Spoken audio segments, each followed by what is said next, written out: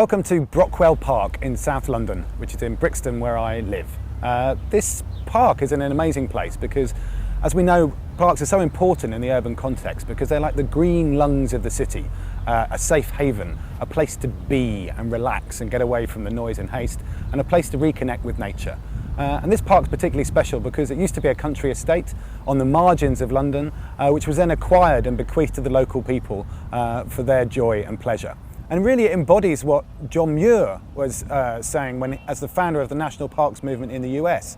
Is like when we are looking to protect our green spaces and our wildernesses, we are not blindly opposed to progress, but we are opposed to blind progress. And in this sense, the fact that we've managed to already conserve 15% of the Earth's landmass and 3% of the oceans is a great achievement, but it's nowhere near enough. The British comedian Ben Elton once famously said, "I resent the creation of a world in which beauty is a reminder of what we've lost rather than what we've still got." And I think that's part of our challenge today. The great biologist E.O. Wilson says we need to set aside half the world for nature. Nature needs half is the campaign that supports that. And we really need to understand that that's what will make us survive and thrive in the 21st century. And really our kind of deep-seated biophilia is not often enough. We're so easily distracted in the modern world. We get obsessed with our screen time, with our digital worlds, and we forget that which is what is fundamentally real and essential. Our curse, if you like, is to have to continually relearn what we already know. So in our urbanising century, as more and more of us live in cities, we're increasingly experiencing the desert of the real. We're actually fundamentally cut off from the very natural systems which really nourish, nurture and support us. And it's this illusion of separation that we're somehow disconnected from nature and we don't need it, which is what is really dangerous. And as a consequence, we can have either circles of hope or circles of despair. The circle of despair would be that as we experience less of nature and we are disconnected from it, we actually ultimately care less and do less about protecting and conserving it. But the flip side of that is circles of hope, where the more we are immersed and connected and enjoying nature, the more likely we are to act to conserve and protect it. And it's absolutely crucial to reconnect our children, obviously, embracing the next generation. And in his seminal book, Last Child in the Woods, Richard Louv describes nature deficit disorder, where it's not just our health and well-being is at risk, but it's actually our social and interpersonal skills, which are enhanced by experiences of nature. So actually being part of nature can also influence and affect positively our sense of humanity. And there's a great project in the UK called Project Wild Thing, which has been focusing on this, which has been encouraging kids to put down the digital default and get away from the screen time and actually enjoy a bit of wild time, getting out there in nature. But what does a sense of genuine, real connection to nature really mean? Well, in a survey of young people by the RSPB in the UK, they found there were 4 elements which are absolutely critical. Firstly, a kind of enjoyment of nature, a sense of having fun in nature. Second was an empathy for creatures, actually being able to relate to and feel what it must be like to be a tree or a bird. Thirdly was a sense of oneness, that sense of connection and immersion. And finally, a sense of responsibility. But it's these feelings which are almost the most important thing, the spell of the sensuous.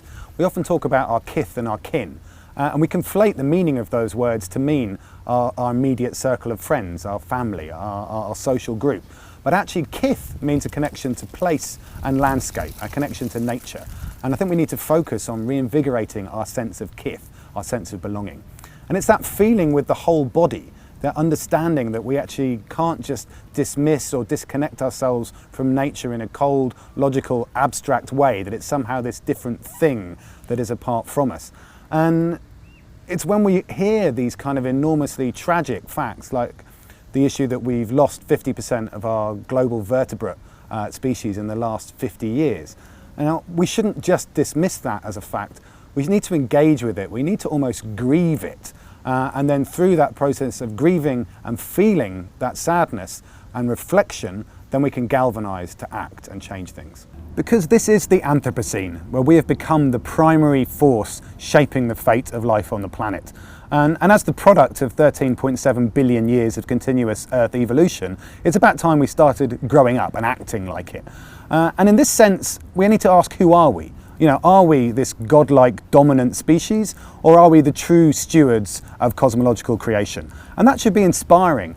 And when you think about the origins of the word steward, it comes from the Old English styward, literally he or she who looked after the pigs.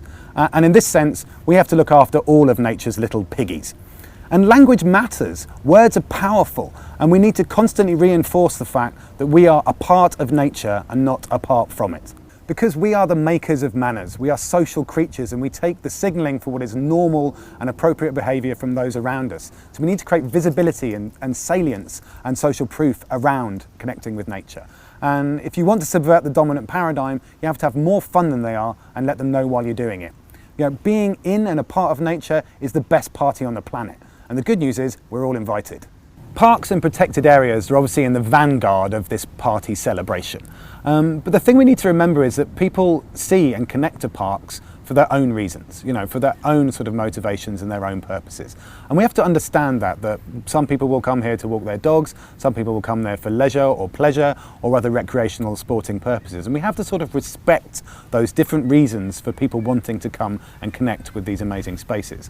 Because people also hold conflicting narratives in their minds. People know that nature finds a way. They understand that nature is able to recover and is resilient. But they also understand that nature can't keep up, that we take too much and we take too much too fast. And so nature's ability to recover becomes challenged. But equally, people believe in techno-optimism, that humanity finds a way and that we're good at navigating around the problems in which we face.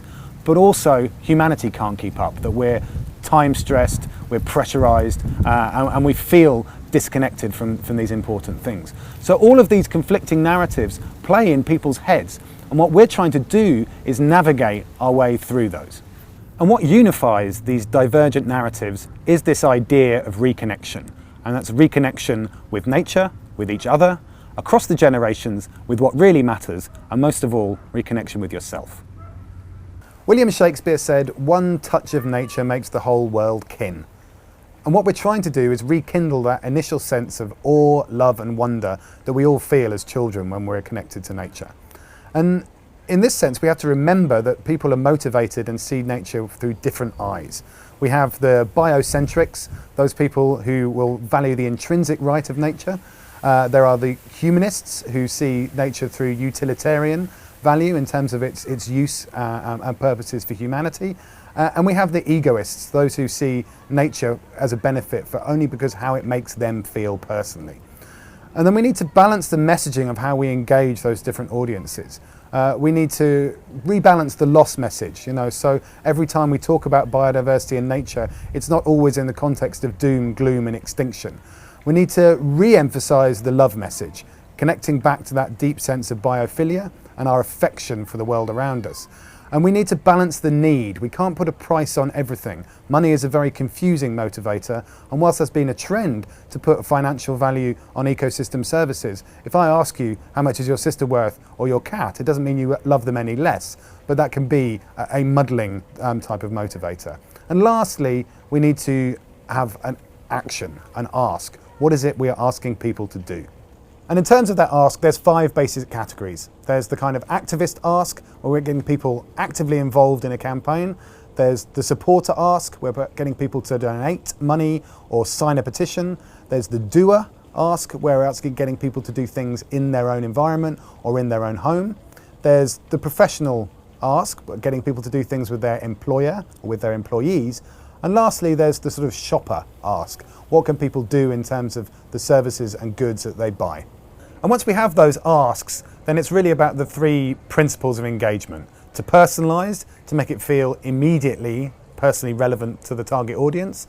To humanize, to set it in a context of a bigger picture of humanity and nature together. And to publicize, to use all our creative skills to get the message out there through the diversity of mediums we now have at our disposal. And to really embed this, we need to make the value of nature both visible and social. We need to show people, not just tell them, and we need to make it exciting.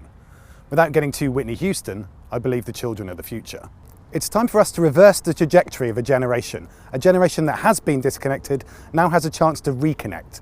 All we need to do is strip away the insulating layers which have separated us from what really matters. And it's time for us to rediscover the festival that is life. We are the ones who are born into the turning of the page, and it's time to start writing a new story. It's a story of reconnection. It's a story of celebration. It's a story of interdependence, and it's a story of magic. It's a story of us as part of nature. Beautiful, vulnerable, irreplaceable, priceless. A story that genuinely and truly serves probably the greatest, most ancient, true and wonderful story ever told.